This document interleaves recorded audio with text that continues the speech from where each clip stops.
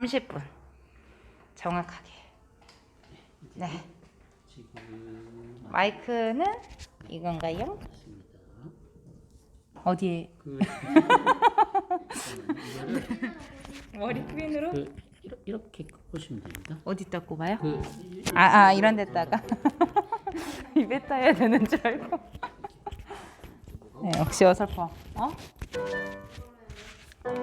그걸로 하세요.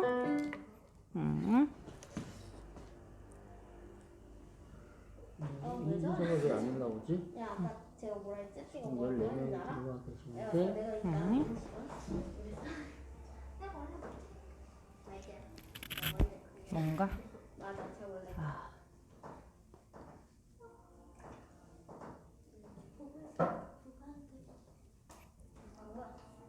화면 체크를 해야 되더라고. 정말 화면을 보고 좀 최대한 가려야 되겠다. 많이 올라왔네. 네, 화면 체크를 해야 되더라고. 그러니까 이거는 아닌데. 네. 여기는 안 나오는데 다행이다. 보시죠. 네. 보시고 네. 안녕하세요. 그다가 오케이. 네. 네, 정각 출석하신 우리 신인영 집사님, 남소희 집사님, 금하늘 어린이, 은지현우 어머님, 엄마 아빠 리노, 준성이, 진광 집사님, 영숙 집사님 다 환영합니다. 문지 선생님, 석정현 집사님, 네, 죄송합니다. 다 같이 우리 찬양, 오늘은 어떤 찬양을 해볼 거냐면 여러분들이 좀 익숙하지 않은 찬양일 수도 있는데요. 하늘까지 인도하는 성경이라는 책이에요. 어린이 여러분들 또 어른 여러분들 어떻게 보내셨나요? 한 주? 우리 친구들은 학교 다니느니라고 또 아니면 어린이집 다니느니라고 너무너무 고생들 많으셨죠? 선생님은 요즘에 너무 바쁘게 살다 보니까 하나님께 기도할 때도 하나님 어쩌고저쩌고 말 끝내고 하나님 음성을 잘 듣지를 못했어요. 근데 그렇게 바쁘게 살 때도 하나님께서 나랑 함께 해주실까? 라는 의심이 될 때가 있죠. 근데 이 찬양은 우리에게 그렇게 바쁠 때도 하나님께서 무언가 말씀을 해주시다고 알려주세요. 우리 다 같이 이 찬양 한번 불러보도록 하겠습니다. 너무 빨라요. 시작.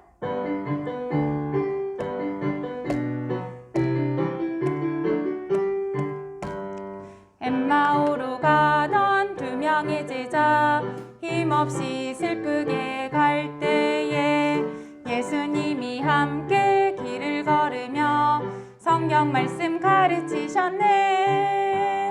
절망 속에 있던 그들 다시 희망을 얻고 기쁨으로 가득 찼네. 예수님을 보았네. 엠마오로 가던 두 명의 제자 하나님 참 뜻을 알았듯 나도 성경 읽고 생각할 때에 예수님을 알게 되겠네. 네. 찬양 좋나요? 우리 현장에 출석하신 사랑이, 소연이, 윤서 환영합니다. 이 찬양 좋아요, 소연아? 네. 마지 못해서 네, 마지 못해서 네라고 했지만 우리 현장에 있는 사랑이랑 소연이 윤서 목소리를 한번 은수까지 들어보고 싶어요. 우리 한번 다 같이 다시 한번 불러볼까요? 네, 은수 형아도 환영합니다. 지우도 환영합니다. 우리 신승열 목사님, 이성원 집사님 환영합니다. 다시 한번 반주해 주세요.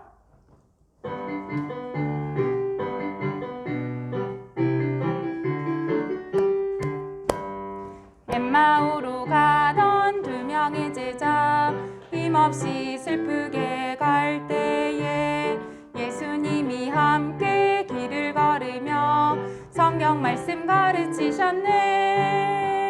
절망 속에 있던 그들 다시 희망을 얻고 기쁨으로 가득 찼네. 예수님을 보았네.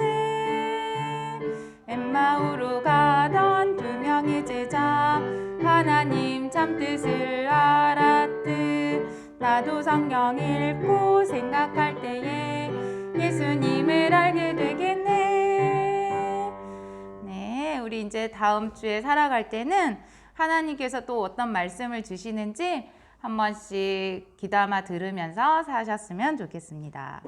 다음 찬양은 온맘 다해 찬양, 주를 찬양이라는 찬양인데요. 이것도 조금 오래된 찬양이긴 해요. 네, 우리 친구들이 하나님을 찬양할 때는 어떻게 찬양하면 좋은지 한번 배워보도록 할게요. 최지연 집사님 환영합니다. 자, 두 번째 찬양 우리 지 반주해 주세요.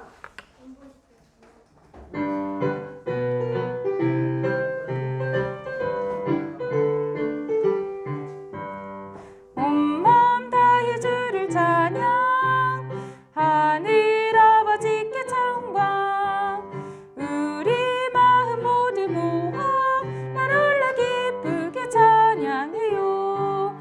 오색 구름 찬란한 빛처럼 밤하늘 반짝이는 별빛처럼 아름다운 주님의 사랑을 높여 찬양해.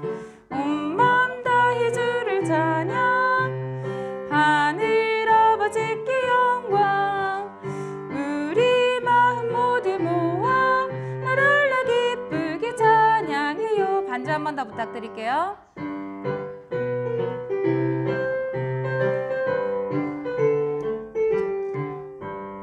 온맘 다해 주를 찬양 하늘 아버지께 영광 우리 모두 모아 랄랄라 기쁘게 찬양해요.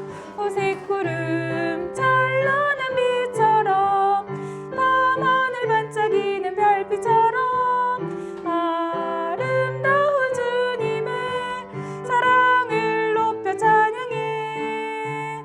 온맘 다해 주를 찬양 하늘 아버지께 영광 우리 마음 모두 모아 랄랄라 기쁘게 찬양해요. 네. 숨차게 찬양했습니다. 우리 현장 있는 친구들 다음에는 꼭 찬양해 주세요. 너무 많은 친구들 오늘 출석해 주셔서 감사드립니다. 네, 권혜경 집사님, 성수, 가영이 모두 환영합니다.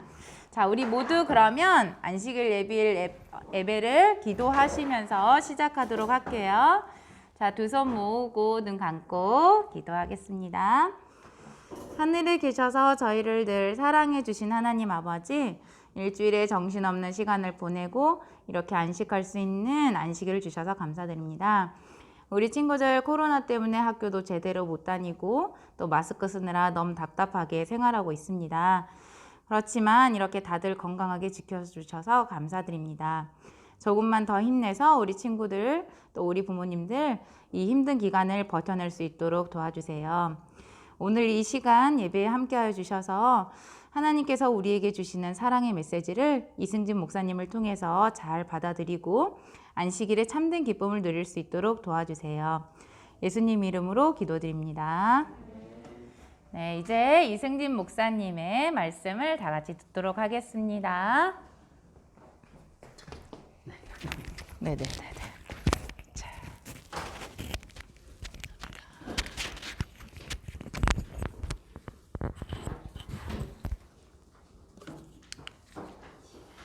자, 네, 우리 현성이도 왔네요. 현성이 환영하고요. 그 다음에 성수, 예, 성수 혼자 외롭군요. 엄마랑 지혜랑 여기 있습니다. 가영이도 환영하고 은찬이랑 준이, 그 다음에 산이, 은찬 산준이네요. 네, 반갑습니다.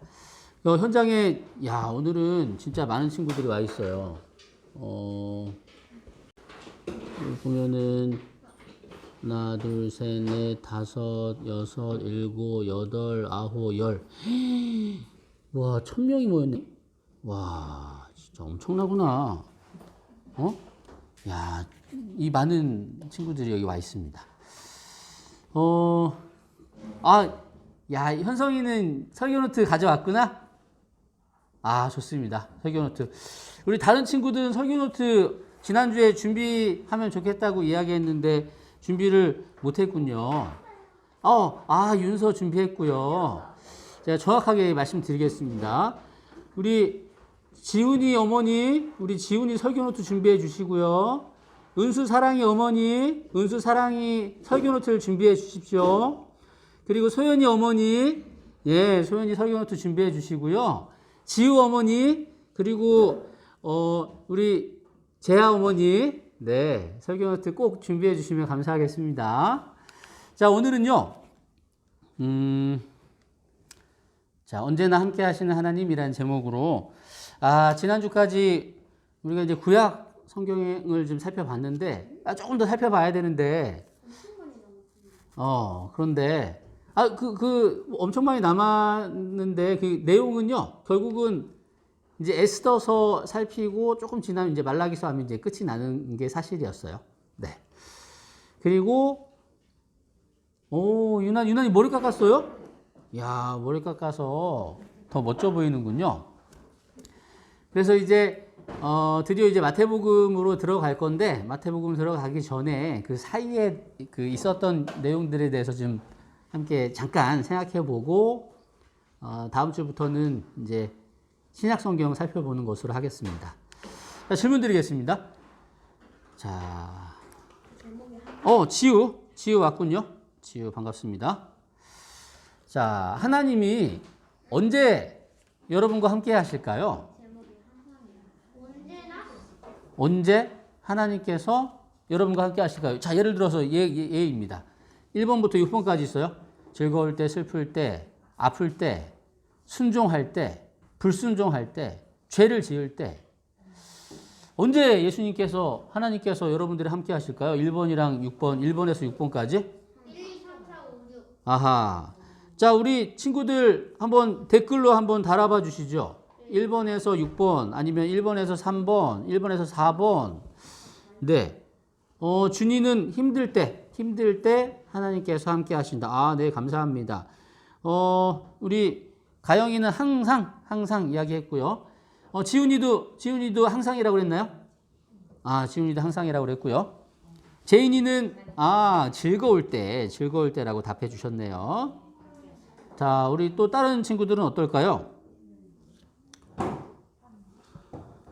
자, 좀만 기다려 볼게요.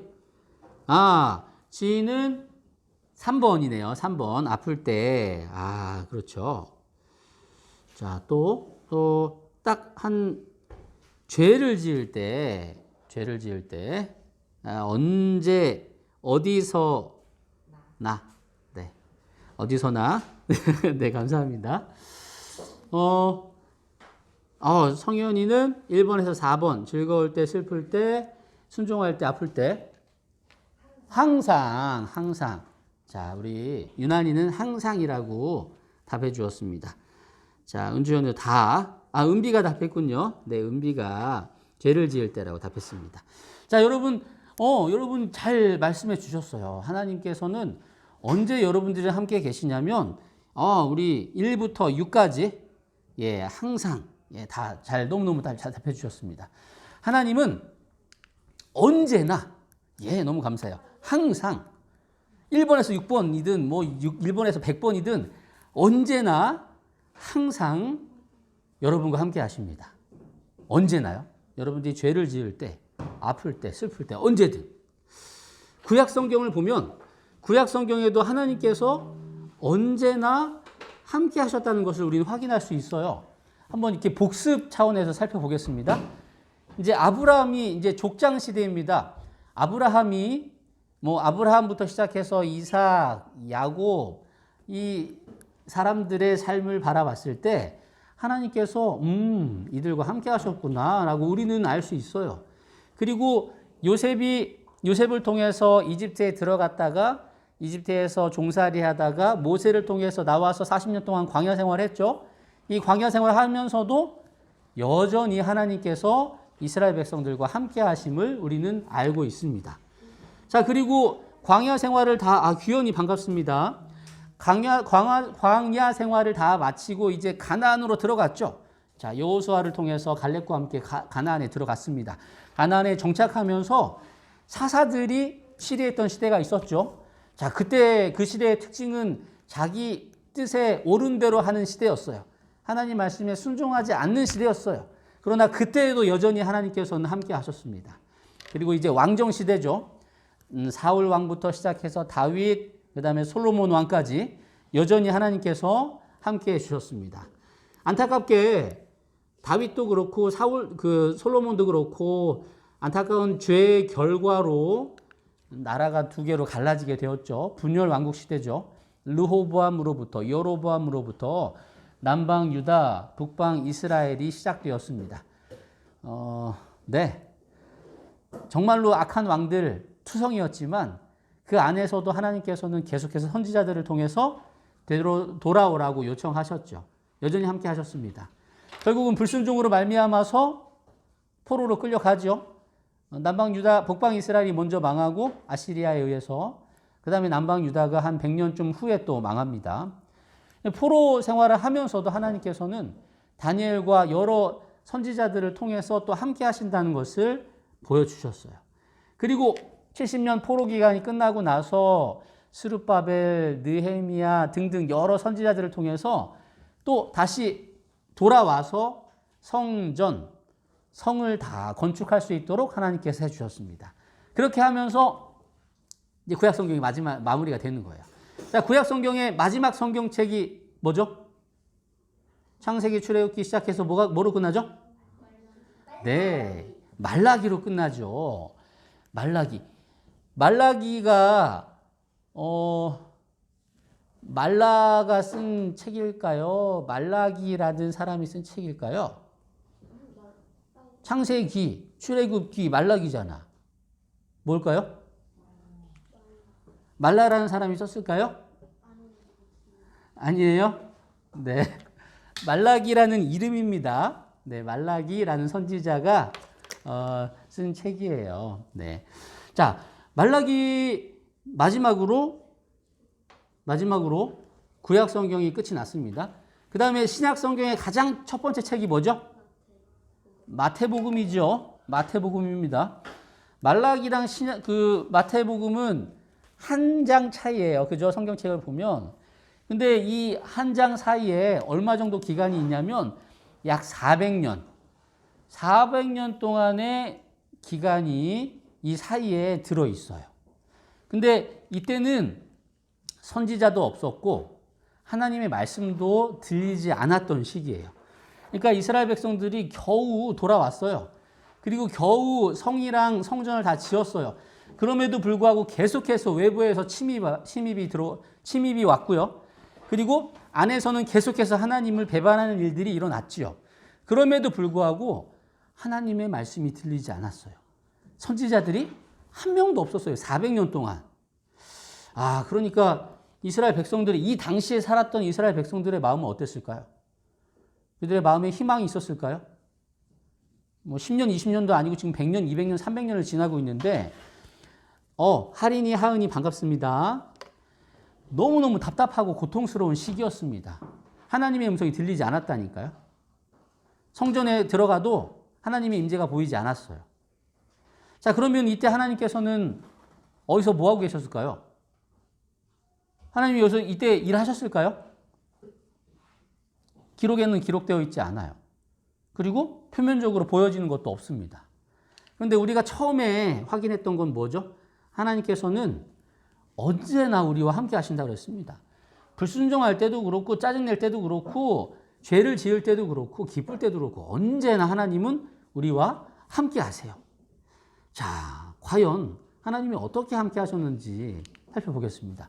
역사적으로 살펴볼게요. 여러분 다니엘서 그때 봤으니까 처음에 바벨론, 메데 페르시아, 그리스 잘 안 보이죠? 로마 제국, 그 다음에 열국시대 마지막 돌나라 예수님의 재림으로 우리가 이 세계의 역사를 살펴보고 있는데 보면은 포로 시대가 언제냐면 바벨론이 처음 시작될 때 포로로 잡혀갔죠. 남방 유다가. 그리고 바벨론이 멸망당하고 메데 페르시아가 이제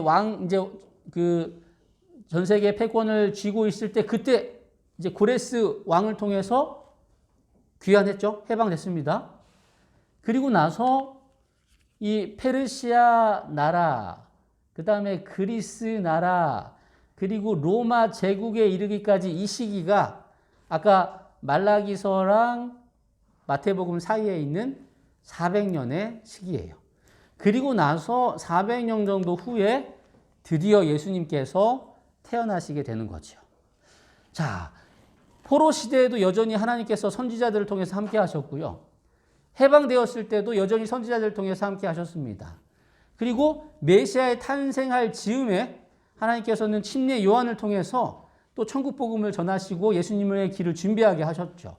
그러면 이 시대, 이 한 400년 정도 시대는 하나님께서 누구를 통해서 뭘 하고 계셨을까? 자, 한번 우리가 살펴보도록 하겠습니다. 성경에는 기록되어 있지 않으니까 한번 역사적으로 한번 살펴볼게요. 자, 처음에 해방되고 나서 그 당시에는 페르시아가 세상을 지배하고 있었죠. 그런데 그 다음에 세계를 제패한 왕국이 그리스입니다. 알렉산더 대왕을 통해서요. 이 그리스는요, 진짜 작은 국가 도시였어요. 여러분 들어봤겠지만 아테네, 스파르타, 그리스, 이게 작은 도시 국가들이 연합했는데 이 엄청난 페르시아를 무찌를 수 있었던 거죠.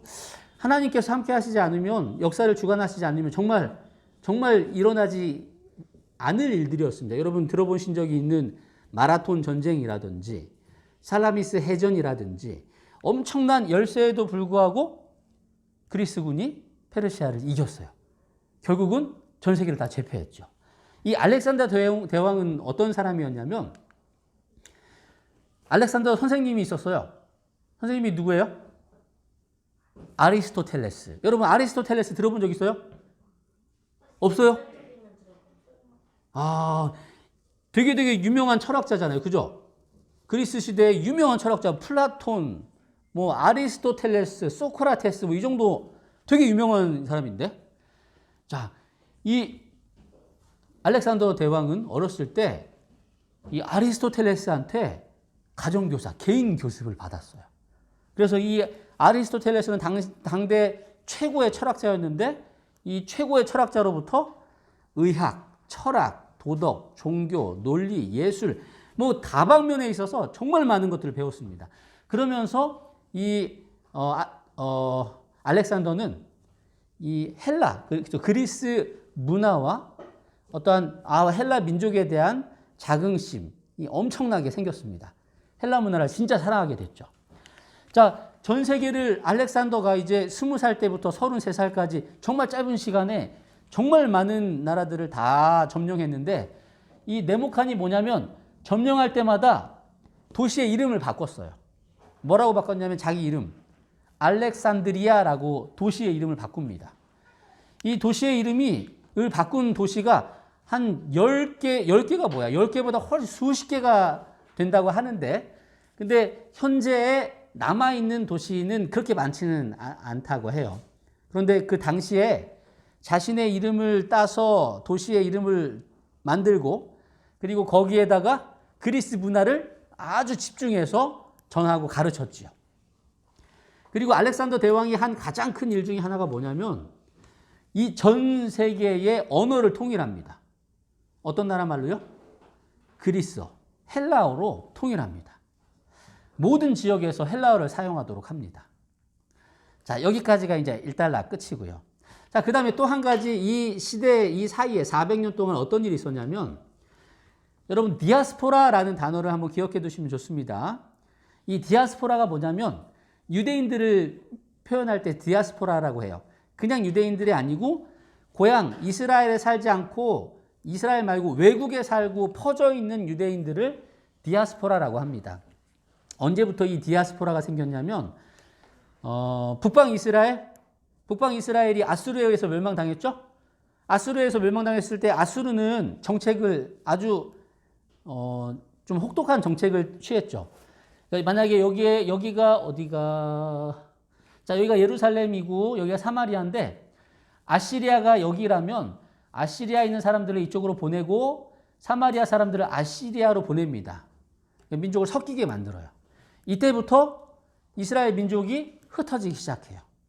그리고 한 100년쯤 있다가 남방 유다도 바벨론에 의해서 멸망당하면서 포로들로 끌려가면서 민족들이 점점 흩어지기 시작합니다. 그 흩어진 민족들이 이제 한 400년 그 동안에 각 지역에서 정착하기 시작해요. 정착했다가 이동했다가 정착했다가 이동했다가 그러면서 이 사람들이 있었던 지역에는 항상 회당이라는 게 생깁니다. 회당이 뭐냐면 지금으로 말하면 교회 같은 거예요. 이스라엘 백성들은 항상 성전에 가서 예배를 드리고 절기를 지키고 거기에서 말씀을 토론하고 연구하는 하는 것이 성전이었는데 성전이 이스라엘밖에 없잖아요. 근데 그들은 이미 이방 지역에 있고 그래서 예루살렘을 향한 동쪽 벽에 위치한 곳에 율법 두루마리 성경을 놓고 그다음에 성전에서 사용된 것 같은 모양의 7가지 등잔대를 놓고 그리고 성경을 읽고 성경을 들으면서 연구하는 곳 그다음에 규례를 지키는 곳 지금 말하면 이제 교회라고 할 수 있을 거예요. 그러니까 각 지역마다 유대인들이 있는 지역에는 10명 이상 모인 곳에는 무조건 회당이 생기게 되어 있거든요. 그러니까 각 지역마다 회당이라는 것이 생겼습니다. 그리고 또 한 가지 특징이 뭐냐면 이 400년 동안 계속해서 해외에서 생활하다 보니까 히브리어를 사용했던 이 유대인들이 이제 히브리어를 까먹는 거예요. 그리고 그 지역의 언어를 배우게 되는 거죠. 근데 그러면서 이제 이 사람들에게 있어서는 히브리어는 더 이상 모국어가 아니죠. 이제 외국어처럼 되는 거예요. 한 세대, 두 세대가 지나면서.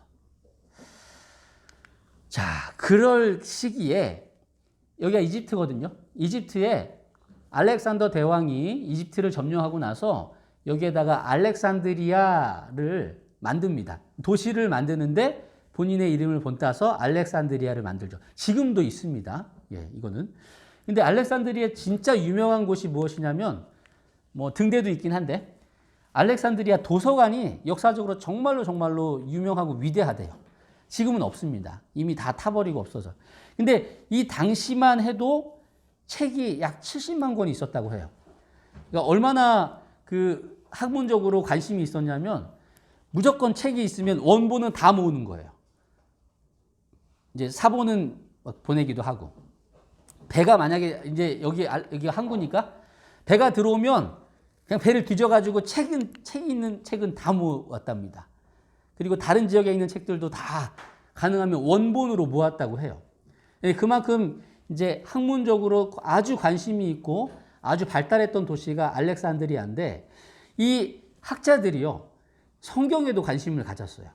아, 히브리어 성경을 번역해야 되겠다라고 생각을 했고요. 이때 각 전 세계에 있는 이 히브리인들 중에서 각 지파에서 대표로 6명씩 선발을 합니다.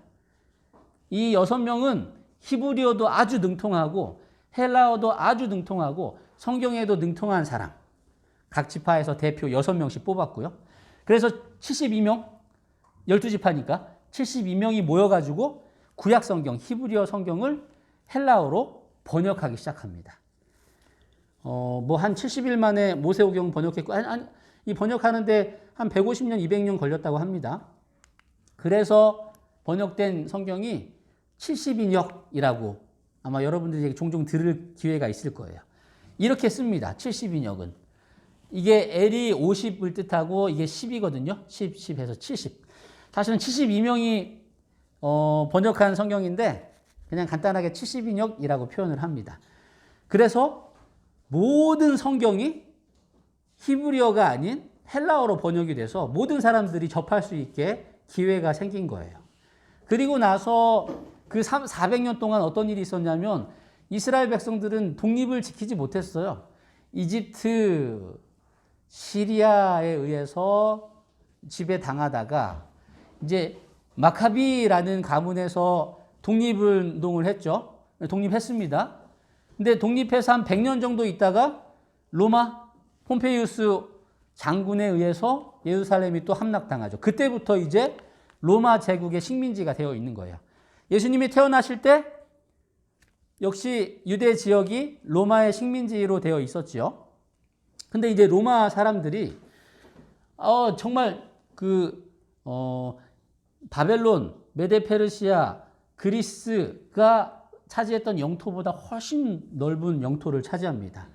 그러면서 초기에는 로마 병사들이 보병 중심, 그러니까 싸우는 군인 중심으로 많은 병사들이 있었고 그 덕분에 정말 넓은 영토를 차지했죠.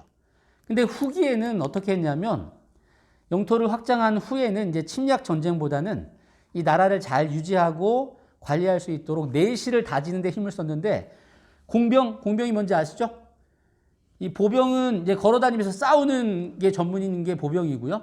공병은 뭐 공사 이렇게 주로 어떠한 걸 짓거나 만드는 것을 주로 하는 군사들이 공병이라고 하는데 대부분의 로마 군사들이 공병으로서 일을 했습니다.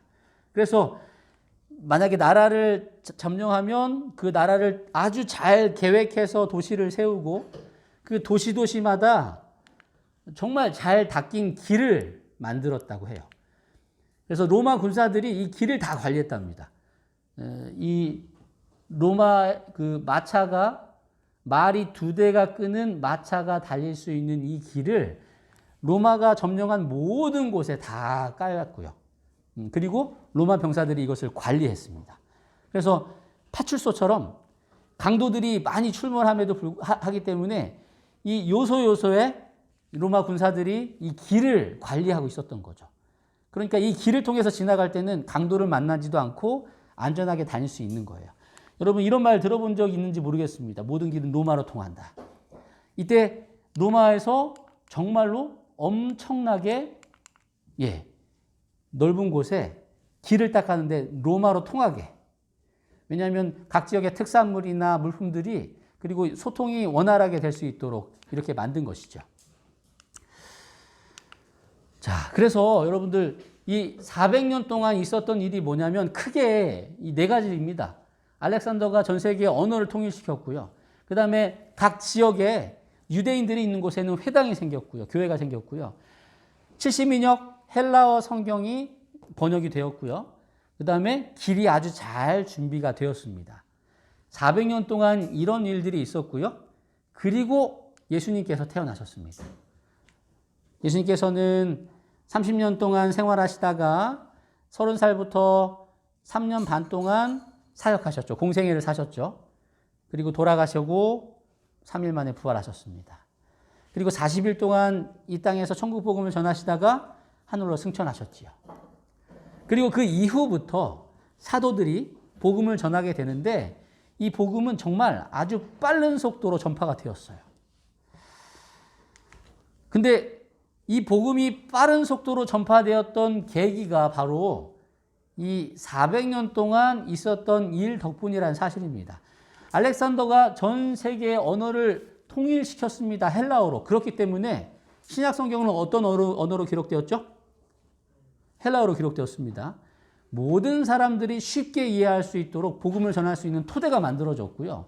그 다음에 70인역 성경이 만들어진 것이 모든 사람이 아주 쉽게 복음을 전할 수 있도록 70인역 성경이 번역이 되었습니다.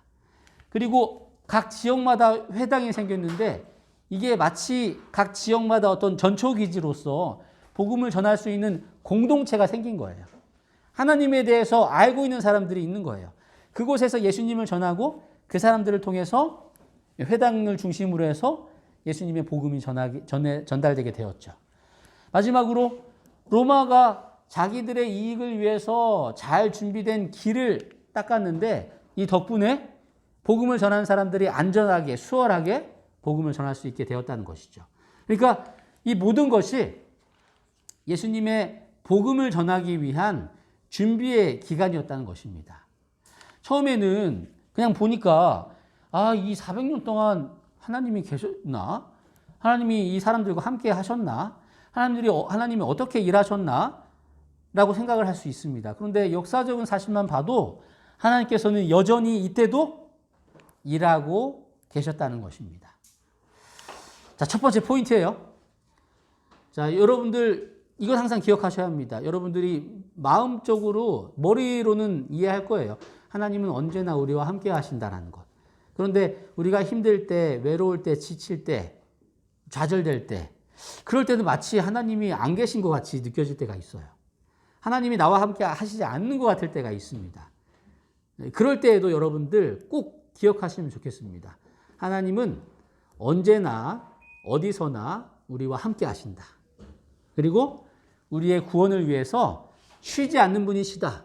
지금 쉬시는 것 같고 일 안 하시는 것 같고 여기 안 계신 것 같지만 하나님께서는 반드시 우리를 위해서 일하고 계시고 쉬지 않고 계신다는 사실 여러분 기억하시면 좋겠습니다. 용기 얻으세요. 그리고 꼭 그렇게 생각하십시오. 생각이 부정적으로 들 때 하나님이 안 계실 것 같다라는 생각이 들지라도 여러분들 반드시 이 사실을 믿고 의지하면 되겠습니다. 자, 한 가지만 더 말씀드리고 마무리 지을게요. 이제 마태복음이 첫 시작하는데 마태복음을 읽기가 쉬워요, 어려워요? 쉽지 않아요. 왜냐하면 마태복음 첫 시작에 나오면 한 장 내내 족보가 나와요. 여러분 족보가 뭔지 아시죠? 족보, 사람들의 누구 자식은 누구고 누구의 아들은 누구고 하면서 사람들의 어떤 그 가문의 뭐라고 해야 되죠? 가문의 흐름, 사람들이 누구누가 이 가문에서 생활했는지에 대해서 기록되어 있는 게 족보인데요. 여기 있죠. 예를 들어서 아브라함과 다시 예수 그리스도의 계보라, 족보나 계보나 같은 말입니다. 아브라함이 이삭을 낳고 이삭은 야곱을 낳고 야곱은 유다와 그의 형제들을 낳고 유다는 다말에게서 베레스와 세라를 낳고 세라는 헤스론을 낳고 계속 마태복음은 낳고입니다. 그래서 되게 어려워요. 재미없기도 하고요. 그런데 여기에도 큰 의미가 있다는 거예요. 여러분 이 족보, 그 계보 보면요. 자, 예를 들어서 여러분 보세요. 한국 축구 공격수 계보 하면 정말 초창기부터 공격을 정말 잘했던 선수들을 쫙 나열한 것이 이게 공격수들의 계보입니다. 예를 들어서 우리나라는 쇼트트랙 잘하잖아요. 스케이트 너무 잘하잖아요. 근데 에이스 계보가 있어요. 김기훈, 김동성, 안현수, 이정수 계보가 있습니다. 계보라고 하면 잘하는 사람들 이렇게 쫙 나열한 거예요. 우리나라 양궁도 되게 잘하잖아요. 양궁 잘했던 사람들의 계보가 쫙 있습니다. 자, 그러면 예수님의 계보가 쫙 있는데 예수님의 계보는 얼마나 대단한 사람들이 모였을까요? 근데 족보에 보통은 남자 이름이 나오거든요. 근데 이 족보에 딱 여자 이름에 5명의 여자가 등장합니다. 근데 이 5명의 여성들이 정말 이렇게 위대하고 대단하고 뛰어난 분들이 아니었어요.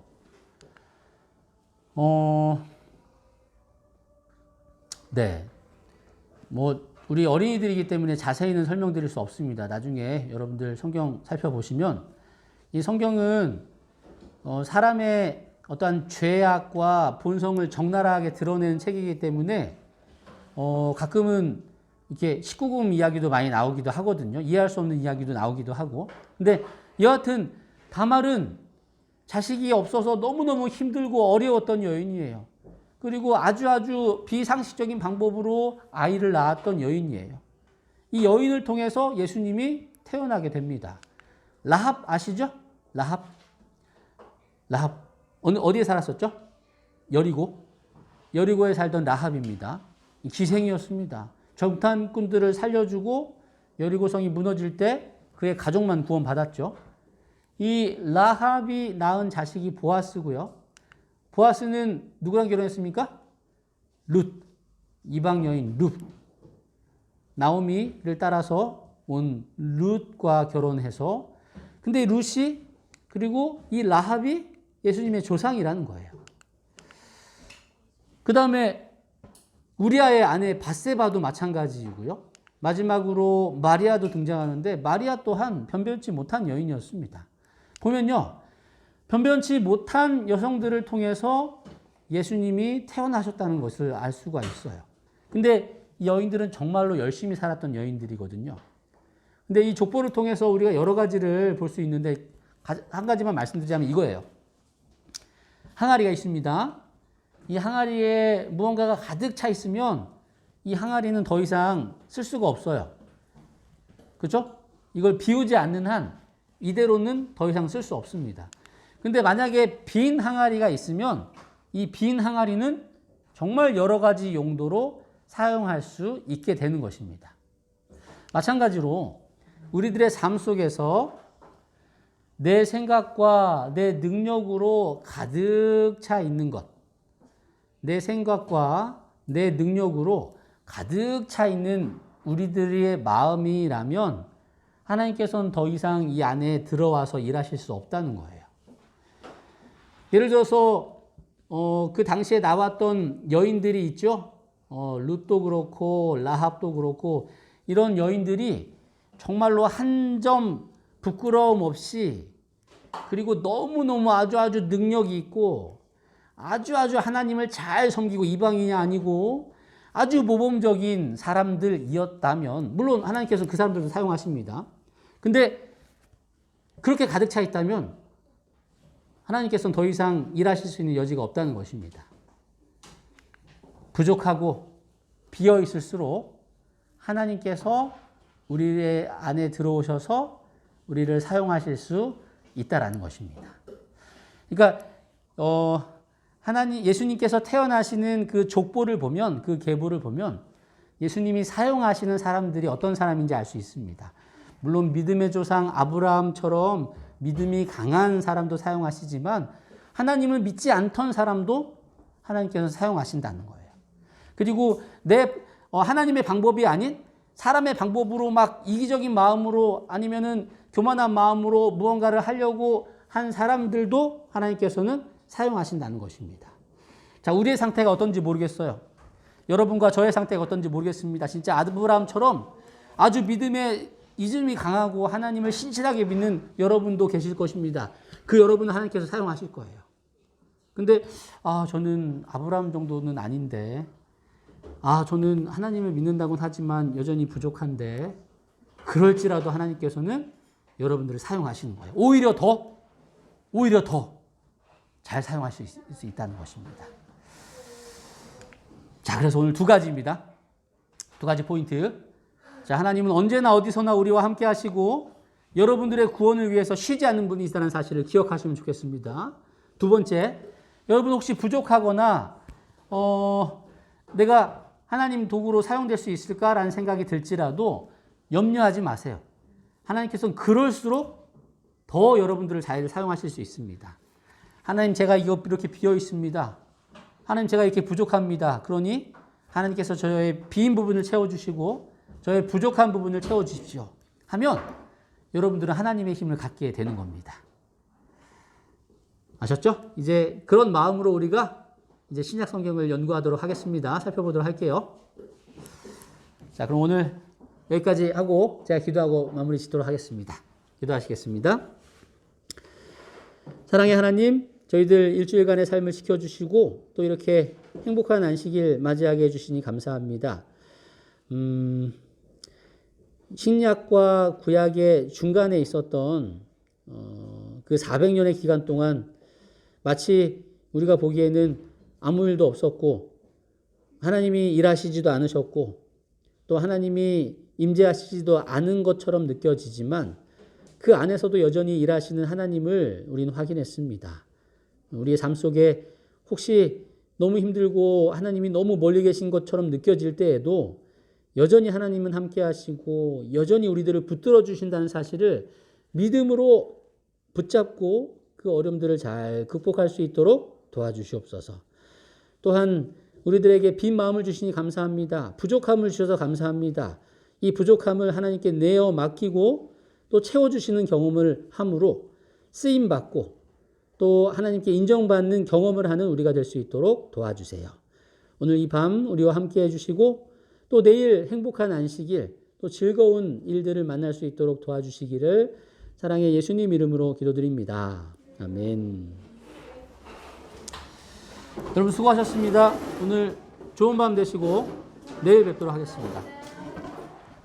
얘들아 안녕. 안녕.